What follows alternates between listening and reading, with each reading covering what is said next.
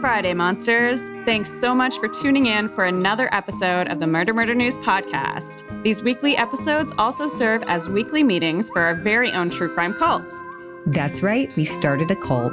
But not to worry, you've landed in the cult with all of the sing-alongs and none of the sarin gas. Grab a flower crown, cuddle up with a baby goat, and take a seat around the fire as we dig into another tale of murder. In case you're just finding us now, allow us to introduce ourselves. I'm Angelina, and I'm here with my bewitching bestie, Aurora. How's your week going? It's going great. Good. Nothing Love too to hear new it. here. Still in the process of maybe moving, maybe not. I guess, by contrast, there's no crazy, mosquito-borne illnesses happening. There's I'm not sick. Yeah, for once. So that's good. Yes. Everything's great. Yeah, good over here, too. It's currently not snowing. This is a plus. I love that. No negative 40s at the moment. Yeah.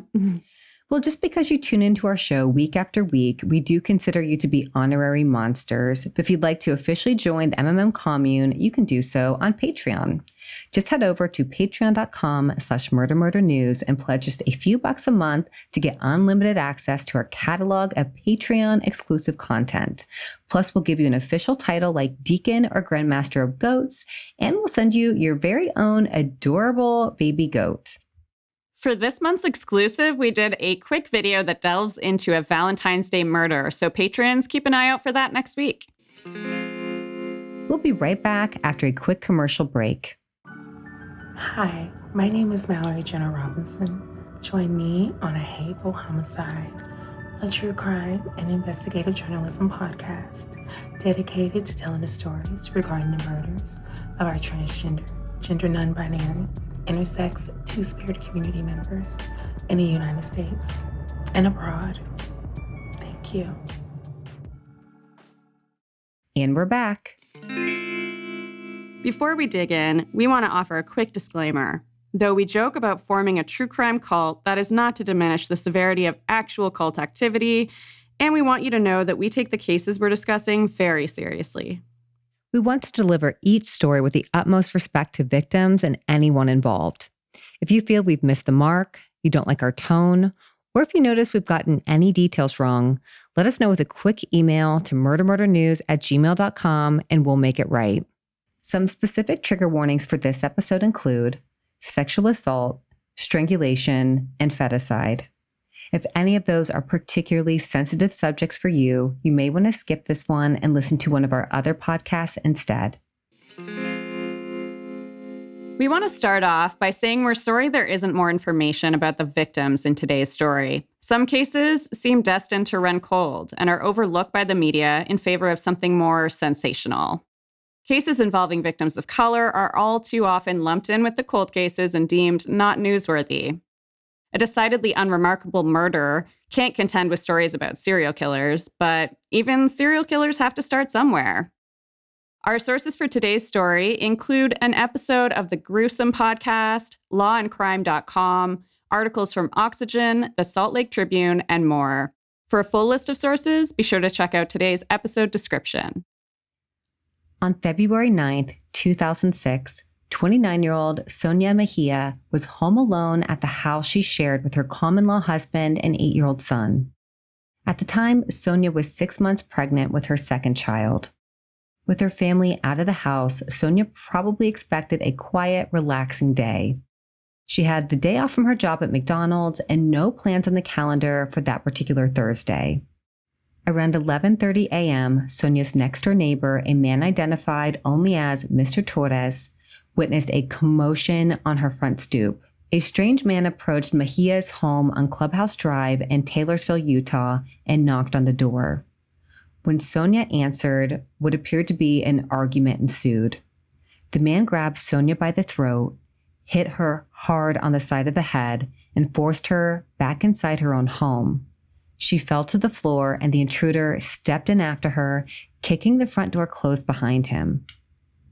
Torres certainly found this interaction more than a little unusual. Sonia didn't typically invite strange men to her house, and he knew she was in a committed relationship and pregnant with her partner's baby. The violence would have been concerning too, particularly because of Sonia's pregnancy. Torres was not concerned enough to telephone the police. At 6 p.m. that evening, Sonia's partner returned home from work.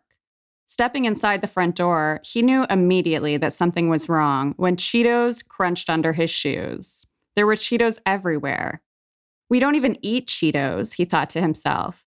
Nor do we drink Coke, he noted as he spotted an empty cola bottle discarded in the front hallway. Moving into the master bedroom, he saw Sonia. She lay dead on the bed with a ligature around her neck. She had been sexually assaulted and, as the coroner later determined, died by strangulation. Sonia's unborn baby also died in the attack. This is particularly upsetting when you consider that if the witness had called the police, their life could have been saved.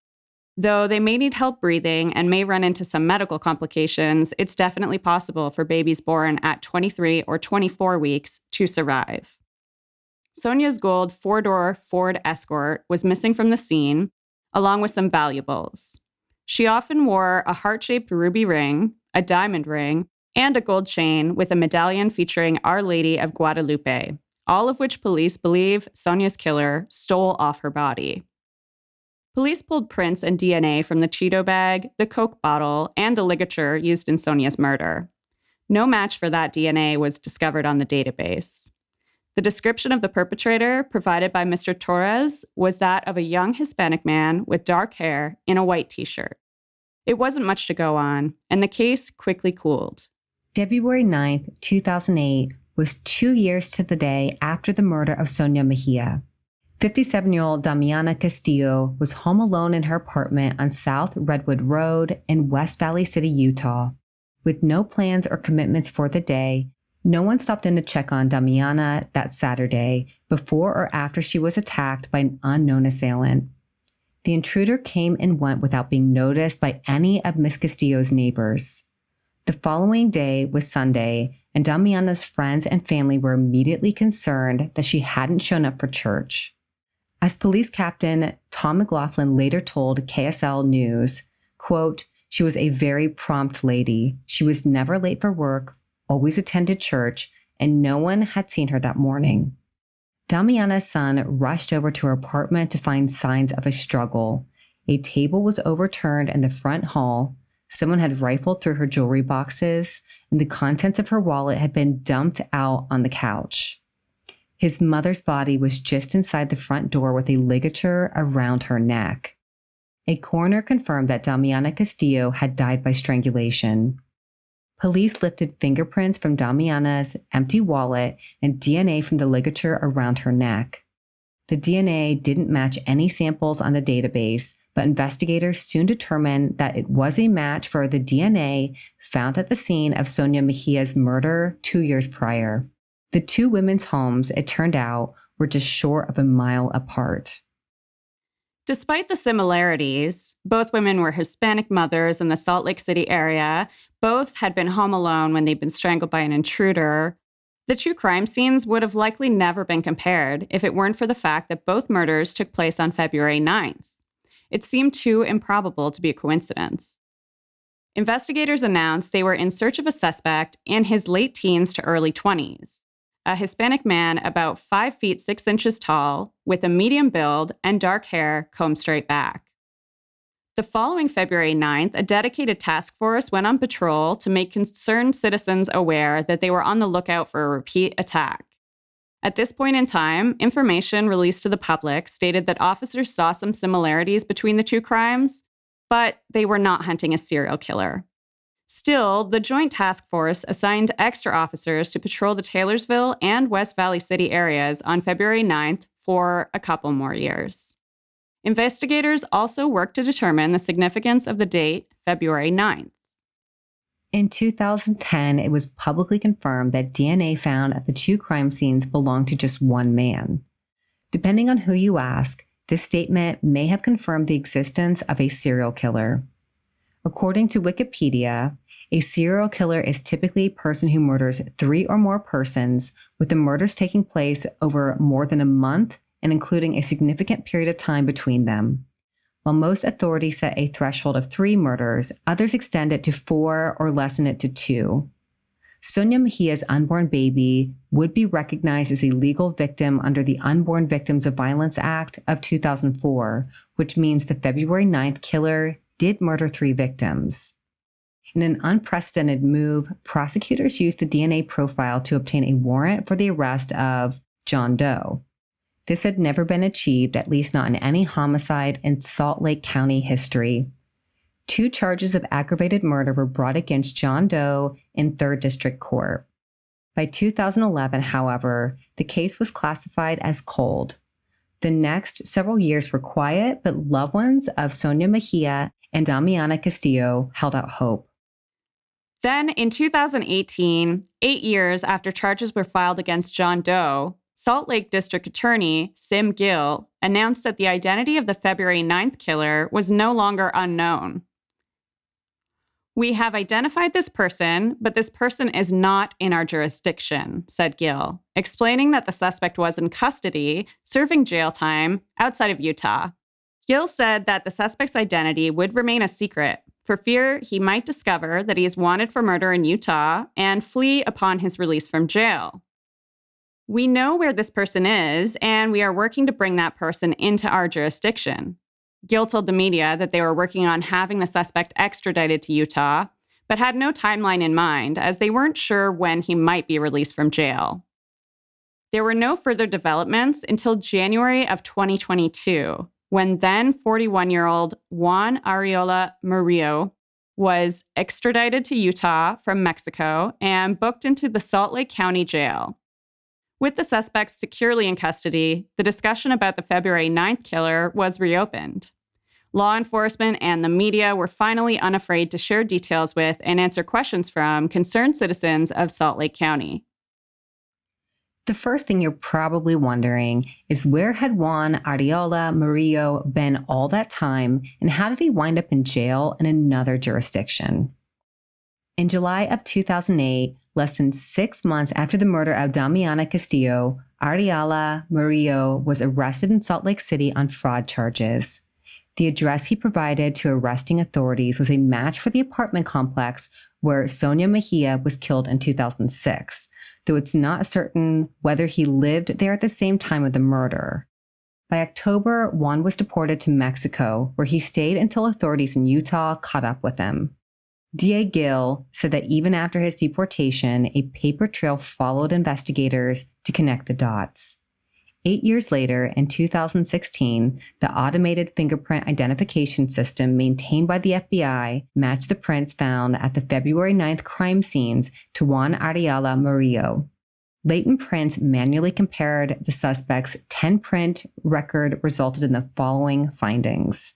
The print lifted from the Cheeto bag found in Sonia Mejia's home was a match for the Arriola Murillo right index finger. The print found on the empty Coca-Cola bottle matched the suspect's right thumb. The fingerprints discovered on Damiana Castillo's emptied wallet matched Juan's right middle finger. On April 5th, 2017, the charging documents drawn up for John Doe were amended, presumably to add the name of the known suspect, and a warrant was issued for Arriola Murillo's arrest. The file was sealed, and details were not made public at the time, as authorities were not ready to release that they were aware of the suspect's identity. District Attorney Sim Gill's announcement the following November that the suspect was known to be in custody in another jurisdiction came 8 years after murder charges were filed in the name of John Doe. Just over 3 years later, on January 6, 2022, Juan Arriola Murillo was finally extradited from Mexico back to Utah and booked into the county jail. DA Gill has shared some details of the negotiation process that helped to answer your next burning question: what took so long? Quote, "Once somebody is a foreign national who leaves, we do have certain diplomatic responsibilities. In Mexico, we must assure we will not seek the death penalty," end quote. Diplomatic restrictions on defendants who are extradited from Mexico insist that the death penalty be taken off the table. As such, Arriola Murillo instead faces life in prison. The following day, a judge ordered the charges against Juan Arriola Murillo to be unsealed, which revealed that he was charged with a total of 3 counts of aggravated murder, including one for the death of Sonia Mejia's unborn baby. He was also charged with 2 counts of aggravated burglary and aggravated robbery. All of the aforementioned charges are first-degree felonies. Prosecutors determined the matching dates of February 9th to be purely coincidental. It sounds unlikely, and we may wind up hearing otherwise when Ariela Murillo finally goes to trial. But if it truly is a coincidence, we're thankful for it. It's hard to believe the cases ever would have been connected or that such a dedicated and thorough investigation would have taken place. Despite the many similarities, as Sonia Mejia and Damiana Castillo have been killed on different days of the year, their cases might be cold today. Sim Gill credits good old-fashioned police work for all the developments in the case and for the ultimate takedown of Juan Ariela Murillo. Quote, "This is a 15-year-old case where we had multiple victims, so the due diligence to keep at it is important. Whenever we have individuals who are not identified and when a crime happens and they're not apprehended, it not only causes injuries to those who are immediately impacted, but it also leaves an injury to our community at large that somebody is unaccounted for. That's why we don't give up on cold cases." Gill explained that it's also why there is no statute of limitations on homicide. Rarely, if ever, do we issue pats on the back to police officers, but we are thankful that the depth of this investigation has made space for justice for Sonia Mejia and Damiana Castillo and closure for their families. As of the day we're recording, Ariela Murillo's trial date has not yet been set, but we will be keeping an eye on this case as it brings rise to a conviction 17 years in the making. Oh, yeah, that's so frustrating that it's taken so long with the extradition and such to finally get answers. Yeah, but I guess, usually when something has been that long and taken that long, people give up on it. So it's nice to see that things are still happening. But it's wild that these investigators have been on that case for so very long. Yeah, and you can't help but wonder if there's been other victims that did not take place on February 9th. And then they're not associating that. Yeah. Or, he spent some time in Mexico, was back and forth for his life. I don't know if there was things that happened before that. Right. It'll be interesting to see him facing some consequences anyway. Absolutely. And it's interesting because I know we often talk in the true crime community about the likely, the level of violence in a crime sort of predicting whether or not that person has escalated or killed before. And strangulation is such a personal crime. And I think it's easy to forget how long it takes to strangle somebody to death. And while it might only take minutes, like my mind can't help but go back to the Dominique Dunn case that we covered a couple Halloweens ago. She was the actress in Poltergeist who was strangled by a violent partner. And it took 4 minutes for her to die while somebody was calling 911. And in the courtroom, they made everybody do a 4-minute of silence. Like the prosecutors, they had to all sit to see how long that really feels and why it might not sound that long when you're actually in that act. It felt like an eternity. Yeah. I mean, I can walk to the store in less than that time, which is just crazy to think about. And another weird thing about this case is the guy snacking as well, like we were talking about kind of last week. It's just he showed up with snacks. What was the deal there? So which makes it feel quite premeditated, yes, definitely. Right? He's like, I'm going to do a murder, then I'm going to sit and have a snack. That's my plan. Yeah, makes me think that's not his first murder with That Sonia. Does seem unlikely because he seemed like, thinking about it that way, pretty chill. Yeah, for sure. Sad, super sad. So what you watching this week? I did watch a couple things, both big that everybody's been talking about that I'm a bit behind on. So they're not like new breaking shows, but I finally watched The Last of Us, or at least the first couple episodes. Have you started that yet? It's on HBO. Have not. It's a zombie show. It stars Pedro Pascal. Oh, yes. Okay. And he's just so delightful. But honestly, it's kind of reminding me of a recreation of Mandalorian because essentially the plot is that he has this child that is in his care that he's trying to get to safety because she's important. Oh my gosh. And And it's the girl from Game of Thrones who was like the little like firecracker, like she ruled her little town. Her name is Bella Ramsey. Okay. And on Game of Thrones, she played Lyanna Mormont. Okay. You'll recognize her if you look up her picture because she's so funny and sassy and like she's just like bossing around all these like higher ups. Like she's just great. And also, I was really impressed with one of the other leads. She was in Mindhunter. She played the psychiatrist, Dr. Wendy, I think is her name. And sometimes like my husband and I talk about people being stars versus actors. Like there's like some people like Julia Roberts is never acting. Like she's always Julia Roberts. And that's great. Yeah. She's good at that. And like you want to see Julia Roberts, so no problem. But she is an actress and she plays a very different role than the very like poised, deliberate doctor that she played on Mindhunter, which she does so well. But both roles are very good, and it's great to see her again. I kind of want to watch this just for that because, like, it's true. Yeah. She was a very particular kind of character in Mindhunter that, like, was really put together. Yes. And, it'd be interesting to see her in a different situation. Yeah, cool. She's much more like down and dirty and like getting stuff done. Like it's great. And it's good. Like everybody's talking about it. Everybody's talking about the Nick Offerman show. I don't love it as much as I hoped I would. Like it's very good. But the first episode it brought up a bunch of questions that are like vague and you're kind of like, what's happening? Like, who are the Fireflies? And like, it's just kind of throwing a lot at you. And I feel like they should have given you a little less to chew on at once. Like there's already a lot with the zombies and stuff and like sort of unveiled some of that information slower because both my husband and I were like a little confused. Like what? Like what's happening now? It's like, what's based on a video game, isn't it? Or something like that? I think something like that. I don't know. But having no background about the show, I can say it's a bit confusing. So if somebody like did know more about the characters, like if it was a video game or something, maybe they were trying to rush to get to that point, but there's no exposition, like there's no like explaining like why we are in this world where we are, like you're kind of thrown into it. And like they're starting to unveil some of it by episode 2. Episode 2 feels more manageable. Okay. And I'm not to the Nick Offerman episode, which I've heard is excellent, but so far it's like, I'm going to keep watching it because the acting is so good and like the plot is interesting, but the first episode for me was a little challenging. So that, I mean, everyone's watching it and you're probably going to be like, I'm going to keep going. It gets amazing. And I am going to keep going. But the other thing I watched was Megan. How'd you like it? Have you seen that yet? Haven't. Oh, it's great. Yeah?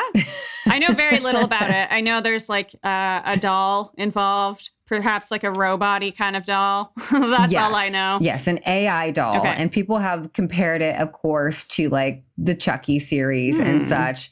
I don't think it's like that at all. I can see where there's like a doll like killing people, whatever, being a similarity, but that's where the similarities stop. Like it's quite sci-fi. I think it's brilliant. It's funny. Like I adored it. Ooh. Like I just loved it. Okay, good to know. That's funny. I figured I'd probably watch it because like you say, everyone's talking about it. You just want to know what it is. But like, I didn't feel like, wow, I can't wait to watch that. But if it's that good, that's good to hear. Loved it. Loved it. It's like a great, like not quite horror comedy, but almost. Cool. And, but it's great. And it's at theaters now, but it just switched to Amazon, like rental streaming. So it's not free anywhere as far as I can find yet. But honestly, it's worth it because it was just great. Maybe go see it in a theater. I'll bet it's amazing in a theater. I was too lazy.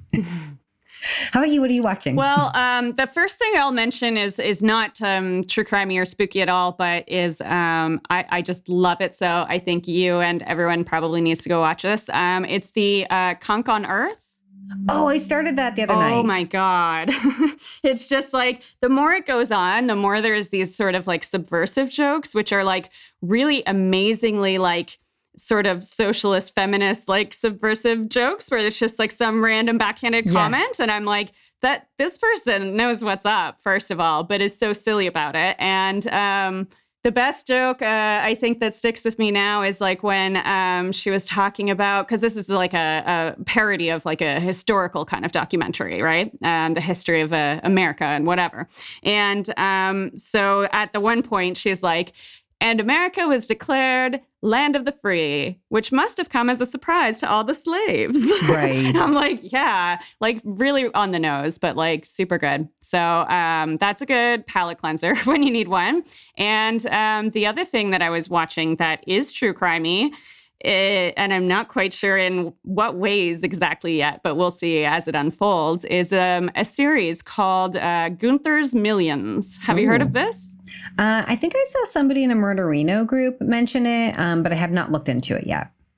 So, like, it's about a very famous dog Okay, I'm who basically his owner was like a rich old lady who had no friends and family and like left all of her money to Gunther. And he obviously, as a dog, does not live very long.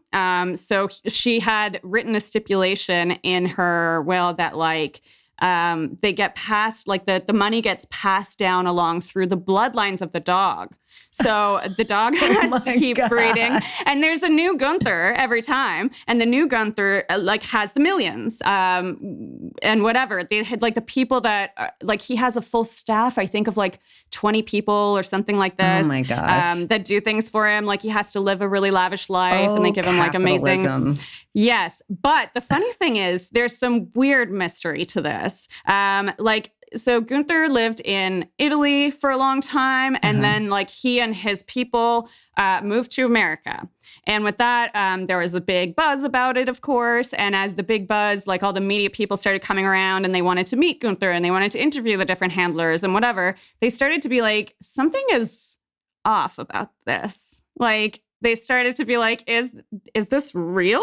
Like, is the dog real? Is this the real dog? Like, who are you exactly? What the hell? And like, that's the part where I'm at now, where it's like a bunch of weird shit is about to come out and I can't wait to see what it is. But I can't wait. That sounds amazing. I started watching it like at the very beginning of the first episode. Like Louis was just overhearing it in the background and he just kept being like, this is fake, right? This is fake, right? This is a mockumentary, right? And I was like, no, it's a documentary, but I do think there's something fake.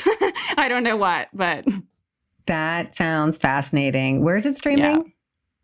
Netflix. Oh, great. I have that one. Okay, I'm going to check that out because you had me a dog. What kind of dog?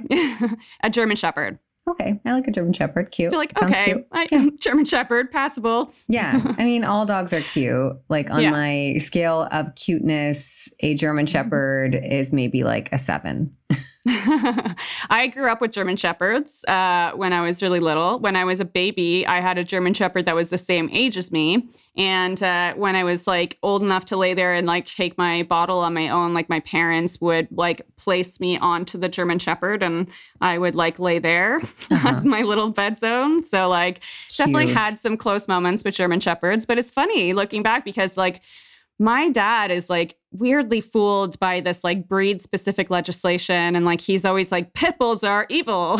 And I'm like, don't you realize that German Shepherds are another one that people are always legislating about or saying that they're evil? Like, can't you see that if that's not true, then pit bulls are also lovely? Yeah, definitely not true. Pit bulls are lovely. And I like German Shepherds. I think I just tend to like ugly, cute dogs. Like I need an underbite. With wrinkly, I need like, like a tripod dog.